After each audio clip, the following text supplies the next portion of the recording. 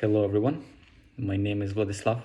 Today I'm recording from Warsaw, Poland, and I decided to make daily or regular videos to inform my international friends or colleagues about the Russian invasion in Ukraine, or in general what's happening in my country.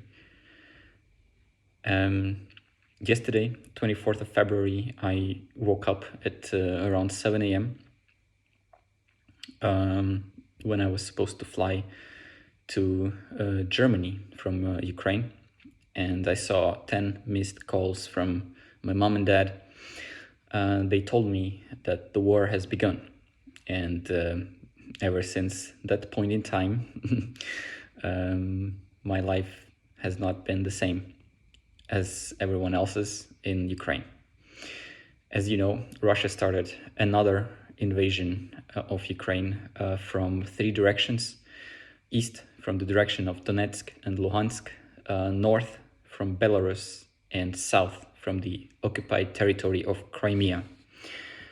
At the moment, the most difficult directions to protect for the Ukrainian army are in the north and the south. The eastern part is stable, it's very well fortified, and our troops are fighting back the Russian invaders, and that direction has not been breached. It's controlled by the Ukrainian army. At the moment of recording this video, we have lost several cities to Russian troops, but the Ukrainian army is fighting back and giving them hell like never before. Not a single objective was given to the enemy without a fight. Several objectives have been taken back by the Ukrainian troops. The Ukrainian government is doing a great job, in my opinion, reporting the events happening all over the country. In order not to spread panic, they focus more on the losses on the Russian side rather than the Ukrainian side, which is understandable. But until now, according to the reports, the Ukrainian troops have destroyed more than 1,000 infantry units of Russia, dozens of tanks and other armored vehicles. I think the count right now is way above 100 of motorized military machinery. Numerous airplanes and helicopters have been destroyed as well. I feel very sorry for the Russian families who lost their children, husbands, and fathers. This is unacceptable and should not have happened. There are losses on the Ukrainian side as well, unfortunately. Heroes who gave their lives protecting our freedom, yours and mine. On the brighter side, I think Putin did a very big favor to all of us. Russia is suffering huge financial losses, and Ukraine is more united than ever. Millions of euros have been transferred to support the army. In the past day, more than 10 million euros have been transferred to the Ukrainian army. People line up to donate blood and to join regional defense troops. People make Molotov cocktails. People get weapons from the government, and they are ready to protect their cities, protect their families if the need arises. NATO is, as always, useless, expressing concerns and sending us thoughts and prayers. And as our president said, we are in this fight alone at the moment. No country is fighting beside us. And this is very unfortunate. As we can see, even having a war 300 kilometers away from the NATO border is not enough for them to take action. In my opinion, this is a very useless organization that is unable to fulfill its goal. I am, however, grateful to the United States for supplying us with lethal defensive weapons for the past 8 years, which have been successfully used by the troops. I think they used javelins to destroy many tanks, and they used drones to destroy other military units and heavy machinery as well. Germany, Hungary, Italy, and Cyprus, as you probably heard, have shown a very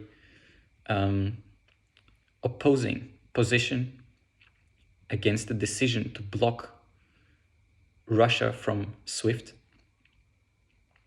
And I'd like to address the citizens of these countries. Please go outside and show your support to Ukraine. Express your opinion and show your government that you are willing to take a financial hit by cutting off Russia from your economies. Reach out to me and I will help you find a protest in your region next to you, or find one by yourself. I know that cutting Russia off is difficult for your economies, but it's the price you must pay.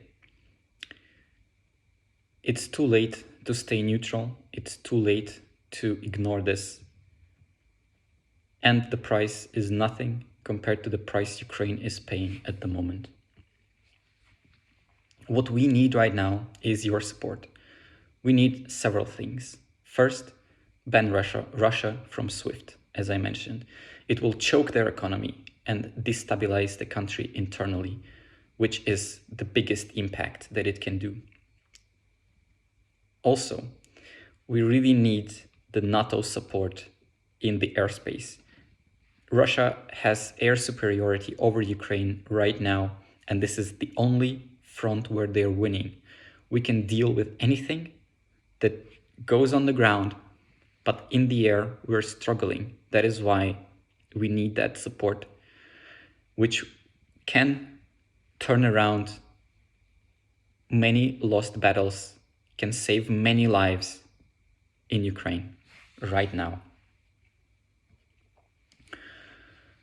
If possible, and this could stop the war, NATO troops should be deployed to Ukraine to fight beside us.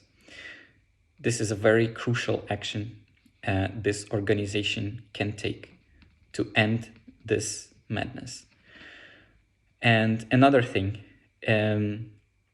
how you can support me, you can help me translate this video. I will send you the complete transcript to other European languages. Please reach out to me and we can make either subtitles or audio dubbing or whatever. So don't hesitate. Some memorable events from the past 2 days.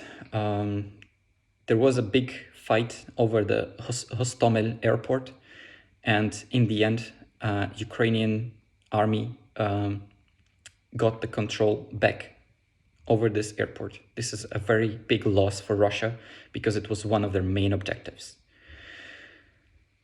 The hacking organization Anonymous joined the fight in the cyberspace. Many Russian websites are down and can't get back up. This is also great. A Ukrainian pilot had 6 victories in his MiG-29. They call him the Ghost of Kyiv, and he destroyed many helicopters and fighter jets in the air over Kyiv.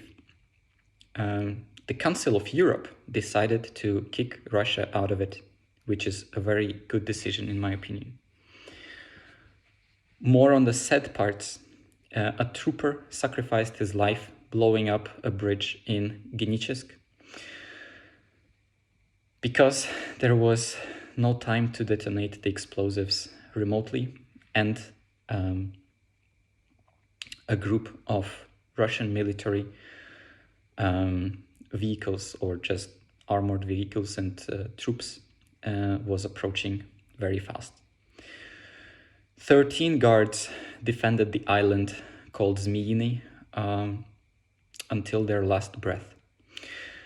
The Russian military ship offered them to surrender, to which they responded, "Fuck you, Russian military ship." There is a recording online of this transcript between the ship and the troops, and it gives me goosebumps. Let's have a moment of silence to respect these heroes who gave their lives for the future of Ukraine and the free world.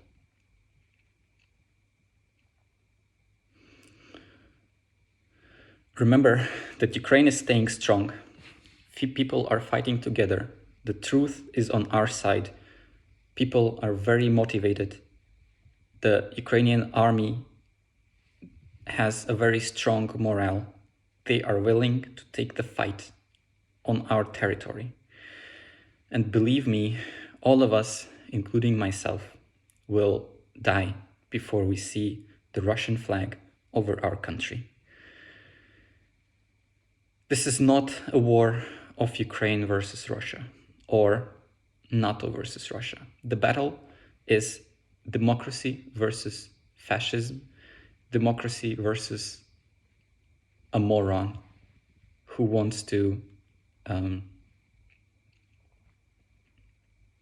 achieve some crazy imperialistic goals.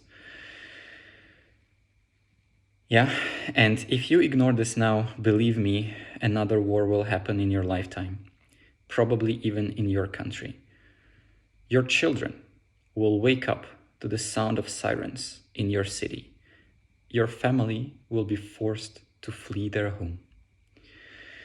You will sleep in a bomb shelter, and your men will die. You can prevent this from happening. Trust me, you are not powerless in this situation. If you don't know what to do, reach out to me. I can find a way. You can support Ukraine. You can support this war. And remember, together we are strong. Slava Ukraini!